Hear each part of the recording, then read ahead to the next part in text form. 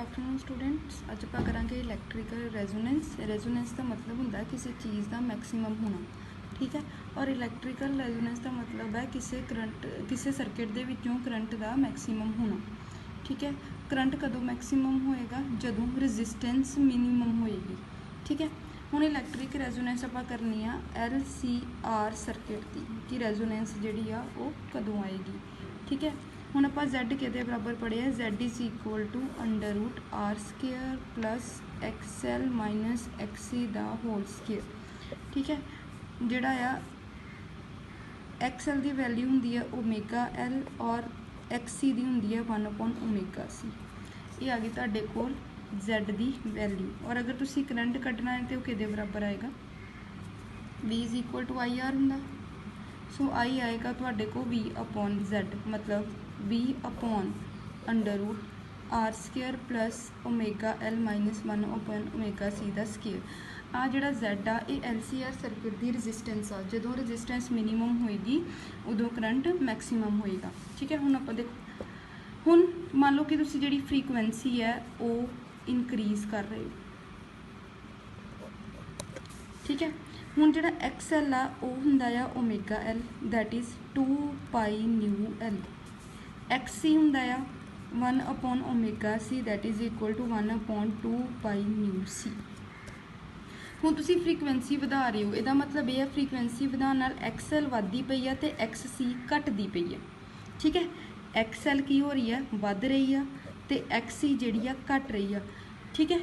हुण इसे मतलब जे यही चीज़ चलती रहेगी तो एक टाइम इदां दा आएगा कि XL वध रहा XC घट रहा, एक टाइम ते आके ये दोनों बराबर हो जाएंगे। मतलब एक पर्टिकुलर फ्रीकुएंसी ते आके ये दोनों बराबर हो जाएंगे, जिन्हों आपां बोलते हैं रेजोनेंट फ्रीकुएंसी। ਜਿਹੜੇ फ्रीकुएंसी ते आके ये दोनों की हो गए बराबर, वो होगी रेजोनेंट फ्रीकुएंसी।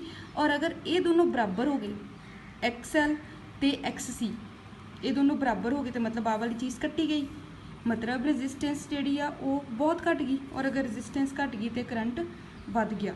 मतलब कि रेजोनेंस उदों आऊगी जदों XL ते XC जिहड़े ने वो आपस दे विच बराबर हो जाणगे। जिन्नी रजिस्टेंस जिहड़ी आ वो इंडक्टर ऑफर करदा पिया, अगर उन्नी ही रजिस्टेंस जिहड़ा कैपेसिटर ऑफर करेगा तो ये दोनों एक दूजे नूं कैंसल कर देगा तो रजिस्टेंस की वैल्यू मिनीमम हो जाएगी। और रजिस्टेंस की वैल्यू अगर मिनीमम हो जाएगी Z की वैल्यू तो करंट मैक्सीमम हो जाएगा, ठीक है। हुण एट रेजोनेंट फ्रीकुएंसी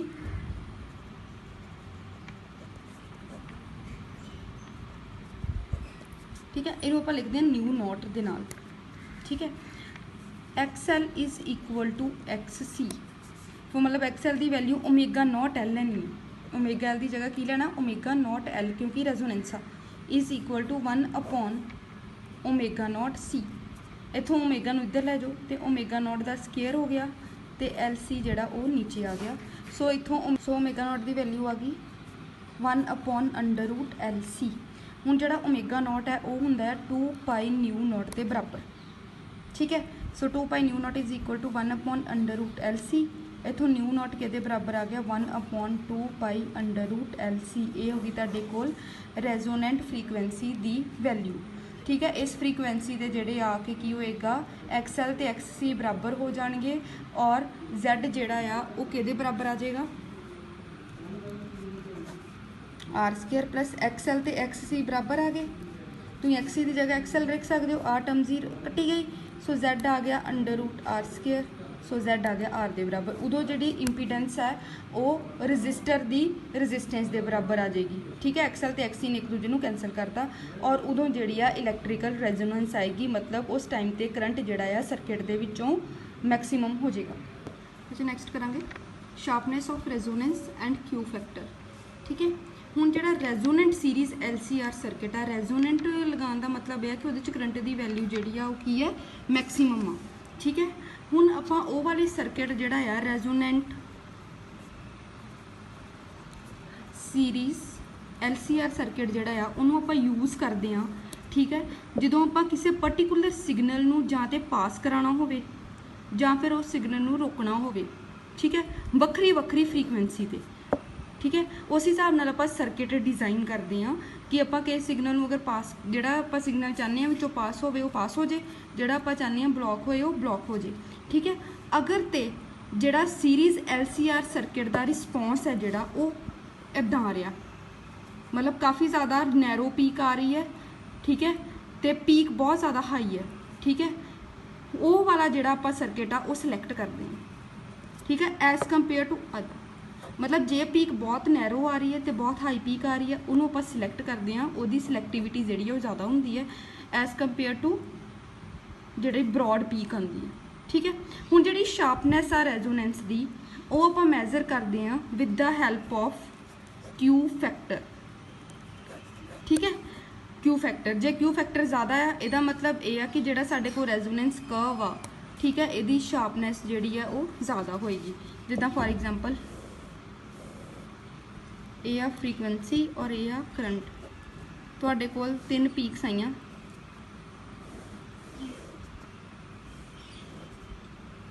ठीक है। ये आई तुहाडे को पीक रजिस्टेंस R3 ते, ए वाली पीक आई रजिस्टेंस R2 ते, आ वाली पीक आई रजिस्टेंस R1 ते, ठीक है। हुण तुसीं तो की कनकलूड करते हो, किहड़ा सिलेक्ट करोगे? ऑब्वियसली आ सिलेक्ट करोगे क्योंकि इत्थे करंट की वैल्यू ज़्यादा है, ठीक है। जिस करंट की वैल्यू ज़्यादा होगी ऑब्वियसली वो वाला सर्किट तुसीं यूज़ करोगे रेजोनेंस ਲਈ, ठीक है।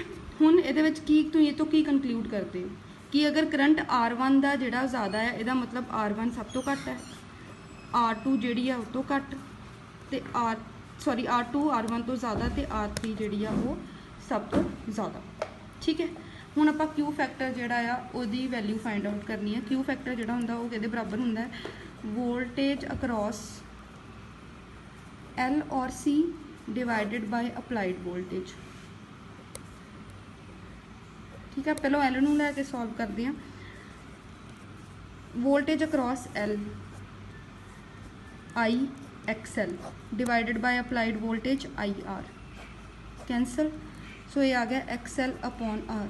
XL की वैल्यू ओमेगा L होंगी है, पर रेजोनेंस की गल करते हैं इस करके omega naught L upon R।